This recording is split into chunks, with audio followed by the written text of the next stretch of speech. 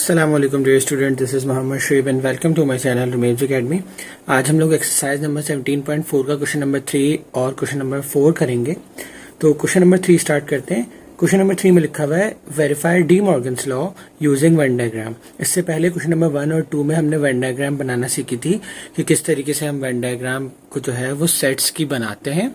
Plus हमने ये भी सीखा था कि किस तरीके से हम कम्यूटेटिव प्रॉपर्टी को वेन डायग्राम के जरिए प्रूव करते हैं। तो इसी तरीके से आज के सवालों में हमें डी मॉर्गन्स लॉ और एसोसिएटिव और डिस्ट्रीब्यूटिव प्रॉपर्टी को वेन डायग्राम के जरिए क्या करना है, वेरीफाई करना है। तो सबसे पहले स्टार्ट करते हैं मॉर्गन्स लॉ। मॉर्गन्स लॉ दो होते हैं, आपको पता है, एक ए यूनियन बी का होल इंटरसेक्शन, फिर ए होल बार और is equals to A bar intersection B bar, और एक इसके ऑपोजिट होता है, बस साइन चेंज हो जाती है, ए इंटरसेक्शन बी का whole bar is equals to A bar union B bar. ठीक है, तो हम जो है वो ये वाला एक करेंगे, दूसरा वाला आपका होमवर्क होगा। आपको इसको देखते हुए बस कॉन्सेप्ट समझ लिया तो इसका मतलब सब हमें बनाना आ जाएगा। ठीक है, तो ये मैंने आसानी के लिए पहले से ड्रॉ कर दिए ताकि हमारा टाइम वेस्ट ना हो और जल्दी से हम लोग जो है अपना आंसर ले आए। तो स्टार्ट करते हैं। सबसे पहले मैं लेफ्ट हैंड साइड ले रहा हूं। तो लेफ्ट हैंड साइड मेरे पास क्या है, ए यूनियन बी का इंटरसेक्शन। तो हमें पता है हम सबसे पहले क्या निकालते हैं, ब्रैकेट सॉल्व करते हैं। पहले ए यूनियन बी निकालेंगे, उसके बाद यू में से माइनस करेंगे ए यूनियन बी। आपको पता है ना इस कॉम्प्लीमेंट का मतलब क्या होता है, इसका मतलब होता है यूनिवर्सल सेट में से माइनस करना है जो भी गिवन है। ठीक है, तो देखें हमारे पास ए यूनियन बी है, तो ए हमारे पास सेट ए लिखा हुआ, बी सेट ए लिखा हुआ। अब आपको पता है ए यूनियन बी का अगर मैं सेट की फॉर्म में आंसर लिखूं ए यूनियन बी, ठीक है, तो मेरे पास आंसर क्या होगा, 1। न्यूमेरिकल ऑर्डर में लिखेंगे हम 1, और फिर 3, 2 नहीं है, फिर 4 भी नहीं है, फिर 5 एक दफा लिख देंगे। ठीक है, फिर 6 एक दफा लिख देंगे, फिर 7, उसके बाद फिर 8 और फिर 9। ठीक है, ये मेरे पास आएगा ए यूनियन बी का आंसर। अब हमें ये देखना है कि हम यहाँ पर ओवरलैप डायग्राम बनाएंगे या डिसजॉइंट डायग्राम बनाएंगे। तो ओवरलैप हम उस सूरत में बनाते हैं जब एलिमेंट्स एक दूसरे के सेट में सिमिलर हों। तो यहाँ पर देखें 5 भी सिमिलर है, यहाँ पर भी है 7 भी सिमिलर है, तो इसका मतलब यहाँ पर ओवरलैपिंग डायग्राम बनेगी, डिसजॉइंट डायग्राम नहीं बनेगी। तो मैं ड्रॉ कर लेता हूँ 2 सर्कल। ठीक है, ये रहे 2 सर्कल। ठीक है, जो कि एक रिप्रेजेंट कर रहा है ए को और एक कर रहा है बी को। अब इसमें कौन कौन से ओवरलैप कर रहे हैं, 5 और 7। तो मैं यहां लिख दूंगा 5 और 7। मैंने आपको पहले भी बताया था कि मैं यहां पर शेड करके प्रॉपर नहीं बता सकता। ठीक है, लेकिन आपने ये एलिमेंट्स यहाँ पर इस तरीके से लिखने हैं। लाइट पेंसिल से आप शेडेड करेंगे और डार्क पेंसिल से आप इसको ड्रॉ कर देंगे, मतलब लिख देंगे, तो आपका नजर आएगा ये लिखा हुआ। अब मैं जैसे कलरिंग करूंगा तो नजर नहीं आएगा ना, क्योंकि मार्कर्स मैं यूज कर रहा हूँ। ठीक है, तो आपने इस तरीके से शेडिंग करनी है कि लिखा हुआ भी नजर आए हल्की पेंसिल के साथ। तो 5, 7 ओवरलैप कर रहे थे। बाकी के कौन से बच गए, ए सेट के अंदर यहाँ बच गए 1, 3 और 9। ठीक है, और यहाँ पर कौन सा बच गए, 6 और 8। ठीक है, लेकिन आंसर मेरे पास क्या है, 1, 3, 5, 6, 7, 8, 9। मतलब ये सारे के सारे क्या होंगे, शेडेड होंगे, ये सारे के सारे शेडेड होंगे। तो मैंने इन सबको क्या कर दिया, शेड कर दिया। ये फुल शेड करना है, मैं तो लाइन बना रहा हूं ताकि वो नंबर्स भी थोड़े थोड़े लिखे हुए नजर आ जाए। ओके, अब मैं क्या करूंगा, अब ए यूनियन बी मैंने निकाल लिया। अब मैं यू में से माइनस करूंगा ए यूनियन बी, लेकिन उसके लिए पहले मैं आंसर लिख लेता हूं ताकि ये बनाना हमें क्या हो जाए, आसान हो जाए। ठीक है, ये बनाना मेरे लिए आसान हो जाए।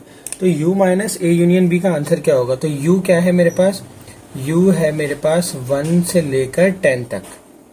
ठीक है, जबकि ए यू भी ये रहा, तो मैं यहां पर ही डायरेक्ट आंसर लिख रहा हूं। ठीक है, तो देखें u में से जब मैं माइनस करूंगा ये वाली वैल्यू ऊपर वाली, तो माइनस का मतलब क्या होता है, जो सेम एलिमेंट्स होते हैं वो कट जाते हैं, जो सेम एलिमेंट्स होते हैं वो कट जाते हैं, और बाकी के जो एलिमेंट होते हैं वो हम लिख देते हैं। ठीक है, तो देखिए 1, 2, 3, 4, 5, 6, 7, 8, 9, 10 तो यहाँ पर है, मतलब ये 1, 3, 5, 6, 7, 8, 9 ये कट जाएगा, बाकी का आ जाएगा। तो बाकी का क्या बचेगा, मेरे पास 2 बच गया, यहाँ पर 2 नहीं है, 4 नहीं है और 10 नहीं है, सिर्फ ये बच गया।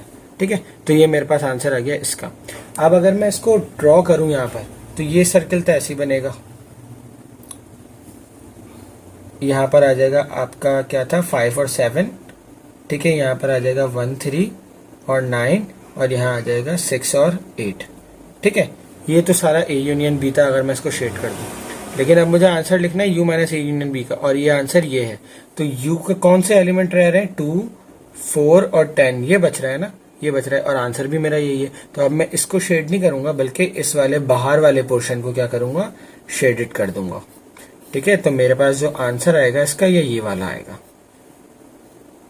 ठीक है, समझ आ गई भाई। ए यूनियन बी का तो आंसर ये था ना, लेकिन यू में से जब माइनस किया ए यूनियन बी को, यू में से जब माइनस किया ए यूनियन बी को, तो मेरे पास आंसर आया ये वाला। और ये वाले पार्ट को हम सिर्फ शेड करते हैं, जो हमारे पास आंसर होता है हम उसको शेडेड करते हैं। ठीक है, समझ आ गई। तो अब हम बात करते हैं राइट हैंड साइड की। मेरे पास वेरीफाई कब होगा, जब मेरे पास इस किस्म का आंसर आएगा कि सिर्फ बाहर वाला एरिया जो है वो क्या हो, शेडेड हो। तो फिर ये मेरे पास De Morgan's law of Venn diagram के जरिए प्रूव हो जाएगा। ओके, तो चलिए स्टार्ट करते हैं। अब u minus A, U minus A का मतलब u में से a माइनस करना है, u में से a माइनस करना है। तो u क्या है मेरे पास, u है मेरे पास 1 2 से लेकर 10 तक। ठीक है, जबकि मेरे पास a क्या है 1 3 5 7 और 9। तो क्या करते हैं, माइनस करते हैं। माइनस किया तो एलिमेंट क्या बच जाएंगे, 2 बच जाएगा, 4 6 8 और 10, ये मेरे पास बच जाएंगे एलिमेंट। और यही क्या होगा, आंसर होगा। ये क्या है इसका आंसर। अब मुझे सेट बना के जहां पर ये वाले नंबर्स आ रहे होंगे वो मैं शेड कर दूंगा। ठीक है, तो u माइनस ए, तो पहले तो मैं यही वाला शेड बना लेता हूं। सॉरी, यहां पर आ जाएगा 5 और 7 क्योंकि दोनों सिमिलर थे। यहां आ जाएगा 1 3 9, यहां आ जाएगा 6 और 8। ठीक है, और u में क्या आ जाएगा 2 4 10। ठीक है, अब मेरे पास आंसर क्या है 2 4 6 8 10, 2 4 6 8 10। तो इसका मतलब मैं किसको शेड करूंगा, ये सब एरिया को जहां पर ये एलिमेंट मौजूद होंगे। 2 4, ये 4 वाला किया, ये 6 वाला कर दिया पूरा, ये वाला सर्किल हो जाएगा, मतलब बी वाला सर्किल जो है वो पूरा शेडेड हो जाएगा। देखें क्यों हुआ बी वाला शेड, क्योंकि देखें बी तो यहाँ पर मौजूद ही नहीं है, इसलिए इसको शेडेड कर दूंगा। आंसर आ गया मेरे पास। ठीक है जी, ये समझ आ गया। सिर्फ मेरे पास ये वाला एरिया बच गया, ये 139 वाला। ओके, ये हो गया मेरा आंसर। ठीक है, अच्छा अब u माइनस बी निकालना है। तो u माइनस बी के लिए भी क्या होगा, 1 2 से लेकर 10 तक, इसमें से मैं माइनस कर दूंगा कौन से एलिमेंट, बी वाले एलिमेंट 5 6 7 8। ठीक है, जब मैंने इनको किया माइनस तो मेरे पास 5 6 7 8 कट जाएगा और बाकी के रिमेनिंग एलिमेंट मेरे पास आंसर आ जाएंगे। और रिमेनिंग एलिमेंट क्या है, 1 2 3 4 5 6 7 8, ये रहा 9 10। ठीक है, ये आंसर आ गया। तो अब मैं अगर ड्रॉ कराऊं तो ये तो वो सेम होगा 5 7, ये हो गया 1 3 9, ये हो गया 6 और 8, और ये हो गया 2 4 10।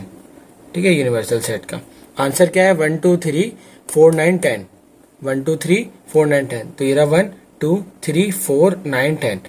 इसका मतलब अब ये वाला जो हिस्सा है ना वो बच जाएगा, बाकी सारा आ जाएगा आंसर में। ये भी इसका आंसर था। ठीक है, ये वाला बच जाएगा सिर्फ और बाकी सारा इसका आंसर आ जाएगा। तो मैं शेड इट करता हूँ। तो 1, ये 2 शेड हुआ, ये 1 वाला हिस्सा शेड हो गया और ये बाहर का पूरा एरिया शेड हो गया। ठीक है जी, सिर्फ क्या रह गया 5 6 7 8, ये रहा यहाँ, क्योंकि 5 6 7 8 यहाँ मौजूद नहीं है ना, तो ये रहा 5 6 7 8। तो अब ये वाला हिस्सा बच गया। जैसे पहले ये वाला एरिया बचा था, सर्किल बचा था, इस तरीके से अब यहाँ पर ये वाला बच गया। ठीक है जी, अब मैं बात करता हूँ ए बार इंटरसेक्शन बी बार। तो अगर मैं ए बार इंटरसेक्शन बी बार का आंसर लिखूं, मैं यहाँ लिख रहा हूँ। ठीक है, यहाँ एडजस्ट कर रहा हूँ। तो ए बार का आंसर है मेरे पास 2 4 6 8 10, ये है मेरे पास ए बार। इसमें से अगर मैं इंटरसेक्शन ले लूँ बी बार का, तो बी बार क्या है मेरे पास 1 2 3 4 9 10। तो बार के इंटरसेक्शन के अंदर हम कौन से एलिमेंट लिखते हैं, जो सिमिलर होते हैं। सिमिलर कौन सा है, 2 4 6 8, यहाँ पर नहीं है 10 10। तो देखिए आंसर क्या आया था मेरे पास 2 4 10 ना। देखिए यहाँ पर भी 2 4 10 था, तो यहाँ पर भी क्या आ जाएगा 2 4 10 आंसर आ गया। ठीक है, तो अब मैं वेन डायग्राम ड्रॉ करता हूँ। इस तरीके से ही शेड होगी और हमारे पास क्या हो जाएगा, प्रूव हो जाएगा।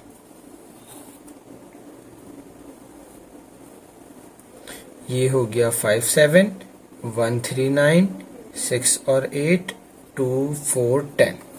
ठीक है जी, आंसर क्या है मेरे पास 2 4 10। तो मैं सिर्फ और सिर्फ बाहर वाला एरिया क्या कर दूंगा, शेडेड कर दूंगा। ओके जी, ये है मेरे पास हो गया वेरीफाई। क्या हो गया, ये दोनों हो गए वेरीफाइड, ये वाला और ये वाला देखें सिमिलर आ गए। ठीक है, मैंने आपको पहले ही बताया शेडेड करना है, यहाँ पर सब जगह लिखना है कि ए है ये सेट, ये बी है सेट, ये यू सेट है। ठीक है, और इनकी नंबरिंग भी शो होनी चाहिए, हल्की पेंसिल से आपने शेड करके लिखना है। ठीक है जी, ये समझ में आ गया, स्क्रीनशॉट ले लें। अब हम लोग क्वेश्चन नंबर 4 देखते हैं। अच्छा जी, क्वेश्चन नंबर 4 है हमारे पास, हमें एसोसिएटिव और डिस्ट्रीब्यूटिव लॉ वेन डायग्राम के जरिए प्रूव करनी है। सेट हमारे पास गिवन है, बहुत ही मजे का सवाल है, लेकिन आपने सिर्फ एक चीज समझनी है, क्योंकि इसमें कुछ डिफरेंट चीज आएगी। वो ये आएगी कि इसमें ए बी और सी 3 सेट है ना, तो हम तीनों सेट ड्रॉ करेंगे एक ही यूनिवर्सल सेट के अंदर, तभी थोड़ा सा डिफर होगा ये। लेकिन हमें ये तीनों सेट किस तरीके से बनाना है, ओवरलैप तो हो रहे हैं ना, देखिए 1 2 3 4 5 6 7 8, यही वाले एलिमेंट्स कुछ इसमें भी हैं और यही वाले कुछ इसमें से भी हैं, तो हमें तीनों का ओवरलैप करना है। अब 2 सर्किल ओवरलैप नहीं होंगे बल्कि 3 सर्किल होंगे। ठीक है, तो अगर आपने ये सीख लिया ना लिखना, तो आपको डिस्ट्रीब्यूटिव वाला भी आसान हो जाएगा और बाकी 1 2 3 ये सारे के सारे इजी हो जाएंगे लिखना। लेकिन सिर्फ हम एक बनाना सीखेंगे अच्छे से। ठीक है, तो देखिए 3 सर्किल है मेरे पास और तीनों के एलिमेंट जो है वो ओवरलैप करते हैं, तो मैं सिंपल पहले तीनों के एक ओवरलैपिंग डायग्राम बना लेता हूं कुछ इस तरीके से। ये सेट ए हो गया, ठीक है, ये सेट बी हो गया, ठीक है, और ये हो गया सेट सी, ये हो गया सेट सी।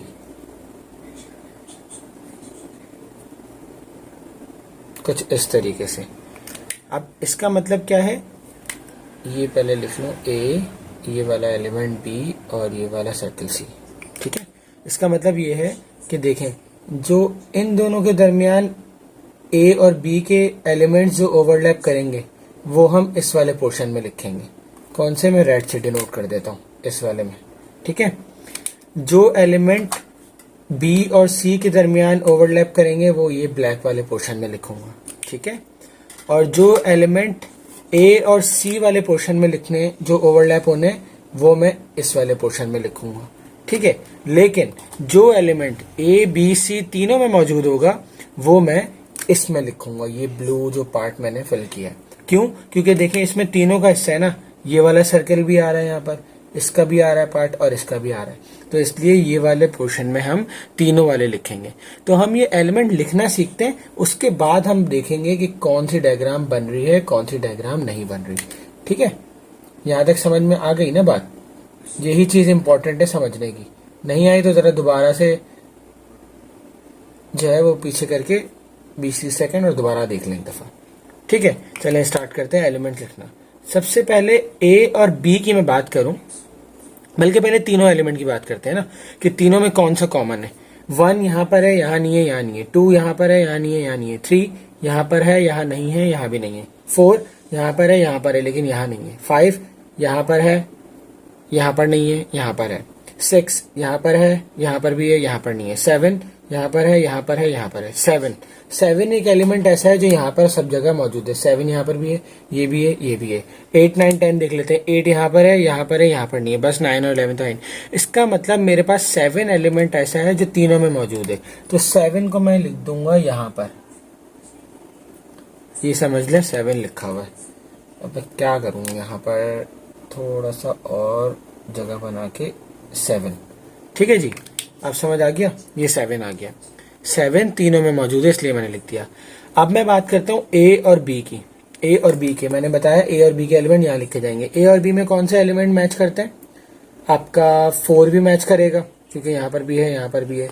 6 भी करेगा, 7 भी करेगा और 8 भी करेगा। तो ए और बी में कौन कौन से, 4 6 8, 4 6 7 8। तो 7 तो मैंने यहाँ लिख दिया ना क्योंकि सब में ही है वो कॉमन, तो 4 6 और 8 मैं यहाँ लिखूंगा। 4 6 और 8। तो जरा मैं थोड़ा सा बड़ा कर लेता हूँ कुछ इस तरीके से। ठीक है जी, अब मैं यहाँ लिख देता हूँ 4 6 और 8, 4 6 और 8। ठीक है जी, 4 6 और 8 मैंने यहाँ लिख दिया। अब मैं बात करता हूँ बी और सी की। तो बी और सी में कौन से कॉमन है, एक 7 कॉमन है, वो तो ऑलरेडी लिखा हुआ है, और उसके बाद 9 कॉमन है, सिर्फ 9, तो यहाँ पर आ जाएगा सिर्फ और सिर्फ 9, यहाँ पर आ गया 9। ठीक है, तो 4 6 8 7 9 सारे लिख दिए। अब ए और सी रह गया। ए और सी में क्या कॉमन है? ए और सी में 7 कॉमन था, वो ऑलरेडी लिखा हुआ है। उसके बाद 1 2 3 5 कॉमन है ना, सिर्फ ये रहा 5। तो 5 कॉमन है सिर्फ और सिर्फ, यहाँ पर क्या लिखूंगा? 5। तो यहाँ पर मैंने लिख दिया 5। ठीक है जी, समझ आ गया। तो 4 6 8 ए और बी में कॉमन था, ए और सी में 5 कॉमन था, बी और सी में 9 कॉमन था, और ए बी सी में 7 कॉमन था। ये बात समझ आ गई? अगर नहीं समझ आई तो थोड़ा सा पीछे चले जाएं, दोबारा ये लिखना सीख लें, उसके बाद फिर आगे अच्छे से समझ में आ जाएगा। ठीक है, ए बी सी के तीनों मैंने एलिमेंट्स लिख दिए। अब जो रिमेनिंग एलिमेंट्स बच जाते हैं वो मैं यहाँ लिख देता हूँ। कौन कौन सा बच गया भाई? ए में कौन सा बच गया? 1 बच गया, 2 बच गया, 3 बच गया, 4 ये रहा, 5 ये रहा, 6 ये रहा, 7 ये रहा, 8 ये रहा। बस सिर्फ और सिर्फ 1 2 3 आएगा। सी में कौन सा रह गया? 5 लिखा हुआ है, 7 लिखा हुआ है, 9 लिखा हुआ है, सिर्फ 11 रह गया। ठीक है, बी में कौन सा रह गए? 4 6 7 8 9 सब लिखा है, सिर्फ 10 रह गया। ठीक है, समझ आ गया? तो इस तरीके से हमने सब रिप्रेजेंटेशन कर दी। अब हम सिंपल जो है सेट्स लिखते हैं बी यू सी। तो बी यू सी का आंसर क्या होगा? हम लिख देते हैं, क्या होगा? 4 5 6 7 8 9 10 11। ये आ गया बी यू सी का आंसर। तो इसका मतलब यहाँ पर जो जो एलिमेंट्स यहाँ लिखे हुए हैं वो जिस इस डायग्राम के अंदर जहां जहां मौजूद है वो सारे का सारा एरिया क्या हो जाएगा?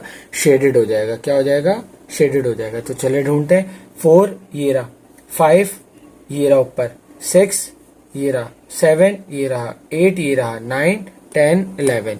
तो ये सारा का सारा एरिया क्या आ जाएगा? फिल्ड अप हो जाएगा कुछ इस तरीके से। ठीक है जी, ये हो गया मेरे पास आंसर किसका?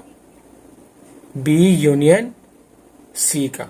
बी यूनियन सी का 11 भी होगा क्योंकि 11 भी मौजूद है, सॉरी। तो बी यूनियन सी का। ठीक है, मैंने बताया भाई बुक कॉपी के अंदर जब आप बनाएंगे तो ये एलिमेंट्स लिखे हुए नजर आने चाहिए, तो इस तरीके से आप लोगों ने बना देना। ठीक है, मैं एक पेंसिल से बना के आपको मैं बता देता हूँ ये कि कैसे जो है वो इसको लिखना है। ठीक है, तो यहां तक समझ आ गया बी यू सी। अब मैं निकालूंगा क्या? अब मैं क्या निकालूंगा? A union B union C. तो A union B union C मैं इधर ही लिख देता हूं।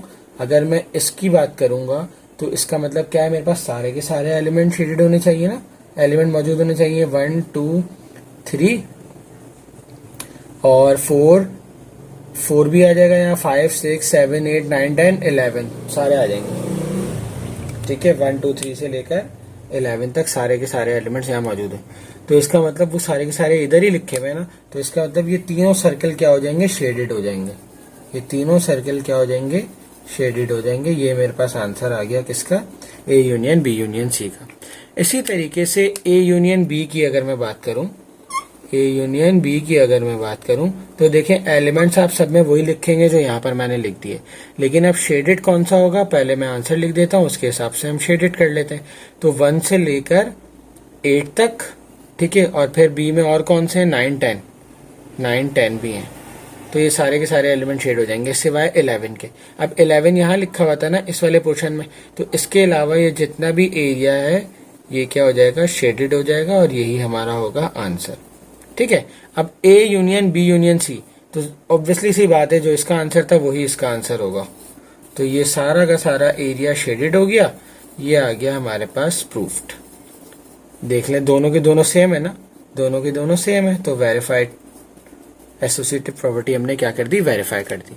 ठीक है, अब इसी तरीके से इसकी इंटरसेक्शन वाली होगी। इंटरसेक्शन में क्या होगा? अगर मैं बी यू सी की बात करूं तो इंटरसेक्शन में वो होते हैं एलिमेंट जो सिर्फ कॉमन होते हैं, वो लिखे जाते हैं। तो इन दोनों में कॉमन क्या है? सिर्फ और सिर्फ 7 कॉमन है, 9 कॉमन है, 7 और 9 कॉमन है। तो 7 और 9 यहाँ पर जहां मौजूद थे जो मैंने शेडेड किया था, सिर्फ वो हिस्सा क्या हो जाएगा? फिल्ड हो जाएगा, वो हिस्सा फिल्ड हो जाएगा, बाकी का सारा नहीं होगा। फिर इसी तरीके से जब आप इसका इंटरसेक्शन लोगे ए के साथ तो वो वाला एरिया फिल्ड हो जाएगा। इस तरीके से आपने इसको वेरीफाई करना है। ठीक है, अब हम करते हैं डिस्ट्रीब्यूटिव प्रॉपर्टी। चलिए, तो अब हम बात कर रहे हैं डिस्ट्रीब्यूटिव लॉ की। डिस्ट्रीब्यूटिव लॉ कुछ इस तरीके से होता है, ठीक है। अब हमें ये नहीं बताया हुआ ना कि यूनियन ओवर इंटरसेक्शन करना है या इंटरसेक्शन ओवर यूनियन करना है, तो इट डजेंट मैटर, हमारी मर्जी है, हम कोई सा भी कर लें, माना जाएगा कि ये ठीक है। ठीक है, अगर पेपर में आपसे कहते हैं यूनियन ओवर इंटरसेक्शन लो तो आपने वाला लेना है, और इंटरसेक्शन ओवर यूनियन लो तो आपने वाला लेना है, मतलब जिसके हिसाब से पूछा जाएगा वो जवाब देना है। अभी हमें पूछा नहीं गया तो हम अपने हिसाब से हमने ये वाला ले लिया, यूनियन ओवर इंटरसेक्शन वाला। ठीक है, तो हम लेफ्ट हैंड साइड ले रहे हैं। लेफ्ट हैंड साइड के अंदर लिखा हुआ है हमारे पास ए यूनियन और बी इंटरसेक्शन सी। ठीक है, अब हम पहले ब्रैकेट सॉल्व करते हैं। तो बी इंटरसेक्शन सी के लिए लेकिन हम बनाएंगे तीनों सर्कल, जैसा मैंने आपको बताया। ठीक है, और मैंने आपको डिस्ट्रीब्यूटिव लॉ में बता दिया था कि यहाँ 7 आएगा। ठीक है, यहाँ पर 7 आ गया था, यहाँ पर 4, 6 और 8 आया था, 4, 6 और 8। ठीक है, यहाँ पर आ गया था हमारे पास 9, ये वाले एलिमेंट में 10, यहाँ पर 11 और यहाँ पर बच गया था 1, 2 और 3। ठीक है, सेट ए, बी और सी की बात कर रहा हूँ। ठीक है, जो जो ए बी में कॉमन था वो मैंने यहाँ लिखा था, जो जो ए बी में कॉमन था वो मैंने यहाँ लिखा था, जो बी सी में कॉमन था वो यहाँ लिखा था, जो तीनों में कॉमन था वो हमने यहाँ लिखा था, और यहाँ पर ए सी वाला कॉमन 5 लिख दिया था। ठीक है ना, समझ आ रहा है? ए और सी में 5, ए और बी में 4, 6, 8 और बी और सी में 9 और तीनों में 7 कॉमन। बाकी के एलिमेंट्स जो रह गए वो यहाँ लिख दिए मैंने। ठीक है, अब कह रहे हैं बी इंटरसेक्शन सी, तो बी इंटरसेक्शन सी का अगर मैं पहले आंसर लिखूं तो बी है मेरे पास 4, 6, 7, 8, 9, 10। इंटरसेक्शन ले रहा हूं मैं किसके साथ? सी के साथ। सी है मेरे पास 5, 7, 9, 11। तो क्या आएगा इंटरसेक्शन का आंसर? जो कॉमन होगा वो मैं लिख दूंगा। कॉमन क्या है? 7 और 9, तो मेरे पास आंसर आ गया 7 और 9। तो 7 और 9 इसमें से कहाँ है? यहाँ पर है, तो ये आ गया मेरे पास 7 और 9 इसका आंसर। ठीक है, अब मैं बात करता हूँ A union B intersection C. तो मैं यहाँ मिटा रहा हूँ, इसकी जगह ही मैं इसका आंसर लिखता हूँ। ठीक है, तो मेरे पास A union B intersection C का आंसर क्या होगा? मेरे पास होगा 1 से लेकर 8 तक यूनियन। इसका आंसर क्या आया मेरे पास? 7 और 9। तो इसका मतलब जो A union B intersection C का आंसर है वो आ गया 1, 2 से लेकर 9 तक। 1, 2 से लेकर 9 तक। अब मैं क्या करूंगा? जहां जहां 1, 2, 3, 4, 5, 6, 7, 8, 9 है वो एलिमेंट क्या करूंगा? वो सर्कल को शेडेड कर दूंगा। तो यहाँ 1, 2, 3 था तो मैंने इसको तो कर दिया। अब क्या है? 4, 5, 6, 7, 8। तो ये 4, 6, 8 का था, इसको भी कर दिया। 5 का कौन सा था? ये वाला, इसको भी कर दिया। 7 का ये वाला, इसको भी कर दिया। तो ये सारे हो गए। बाकी क्या रह गया? 9। तो 9 का ये वाला पोर्शन था, तो मैंने इसको भी कर दिया। तो ये मेरे पास आ गया A union B intersection C का आंसर। ठीक है, यहाँ पर आपने लेबलिंग सबकी करनी है।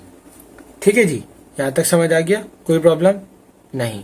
अब मेरे पास राइट हैंड साइड जो है, राइट हैंड साइड है मेरे पास कि ए यूनियन बी लेना है, ए यूनियन सी लेना है, फिर इन दोनों के दरमियान इंटरसेक्शन लेना है। क्या लेना है? इंटरसेक्शन। तो सबसे पहले हम स्टार्ट करते हैं A union B. A union B का आंसर होगा वही 1, 2, 3, 4, 5, 6, 7, 8, उसके बाद 9 और 10 भी होगा। 9 और 10 भी होगा। तो हम लिख देते हैं, जहां पर सिर्फ 11 नहीं हो, 11 यहाँ पर था ना, तो इसके अलावा जितने भी एलिमेंट्स हैं वो शेडेड हो जाएंगे। मेरा ख्याल से अब तो आप लोगों को समझ में आ ही गया होगा कि किस तरीके से हमें शेडेड करना है, वेन डायग्राम बनानी है। ठीक है, सही है ना? समझ आ गया? ठीक है, अब ए यूनियन सी का आंसर क्या होगा? ए यूनियन सी का आंसर होगा जो ए और सी में यूनियन हो।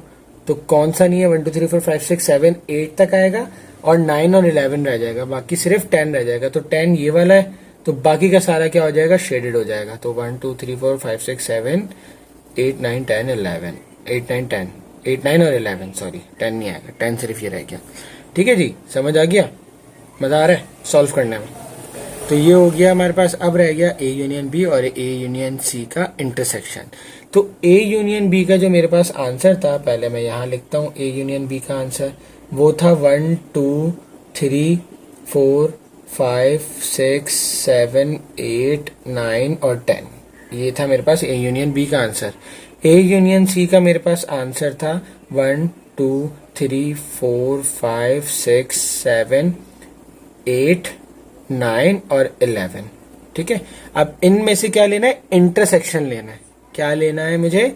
इंटरसेक्शन। तो इंटरसेक्शन क्या होता है? जो दोनों में कॉमन होता है वो लिखते हैं, बाकी के सारा नहीं लिखते। तो इन दोनों में सारा का सारा कॉमन है, सारा का सारा तकरीबन कॉमन है। 1 यहाँ पर भी है, इधर भी है, 2 भी है, इधर भी है, 3 3, 4 4, 5 5, 6 6, 7 7, 8 8, 9 9, सिर्फ 10 11 कॉमन नहीं है, तो ये नहीं लिखूंगा, बाकी ये सारे के सारे शेडेड हो जाएंगे। तो 10 और 11 कौन कौन से पोर्शन में थे? 10 और 11 कौन कौन से पोर्शन में थे? एक ये वाला था, एक ये वाला था। तो इसके अलावा जितना भी बच गया पोर्शन उसको मैं कर दूंगा शेडेड। और देख रहे होंगे आप लेफ्ट साइड पे कि मेरे पास आंसर क्या आ गया, सिमिलर। तो इसी तरीके से हमारी डिस्ट्रीब्यूटिव प्रॉपर्टी भी हो गई, क्या हो गई, प्रूव्ड या वेरीफाइड। ठीक है, समझ आ गया। इसी के साथ हमारी एक्सरसाइज 17.4 हुई कंप्लीट। एसोसिएटिव प्रॉपर्टी का दूसरा वाला पार्ट और डिस्ट्रीब्यूटिव प्रॉपर्टी का दूसरा वाला पार्ट आपका होमवर्क। ठीक है, अगर आपको कोई कंफ्यूजन हो तो आप लोग कमेंट सेक्शन में मुझसे पूछ सकते हैं। इंशाल्लाह नेक्स्ट वीडियो में हम 17.5 स्टार्ट करेंगे, जो कि फंक्शन से रिलेटेड है और रिलेशन से रिलेटेड है। तो अपना बहुत सारा ख्याल रखिएगा, मिलते हैं नेक्स्ट वीडियो में, तब तक के लिए अल्लाह हाफिज।